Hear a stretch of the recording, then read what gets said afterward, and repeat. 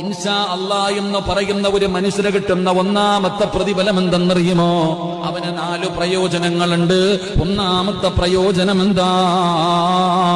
അള്ളാഹുവിന്റെ പ്രവാചകൻ സല്ലല്ലാഹു അലൈഹി വസല്ലമ തങ്ങൾ പറയുന്നു, അള്ളാഹുവിന്റെ കൽപ്പന അനുസരിച്ചതിനുള്ള പ്രതിഫലം കിട്ടും. ഇൻഷാ അല്ലാഹ് പറഞ്ഞാ കിട്ടുന്ന രണ്ടാമത്തെ പ്രതിഫലം മഹാനായ നബി മുഹമ്മദ് മുസ്തഫ സല്ലല്ലാഹു അലൈഹി വസല്ലമ തങ്ങൾ പറയുന്നു, അവന്റെ കാര്യം അല്ലാഹു എളുപ്പമാക്കി കൊടുക്കുമെന്ന് ആദരവായ പ്രവാചകൻ നബി മുഹമ്മദ് മുസ്തഫ.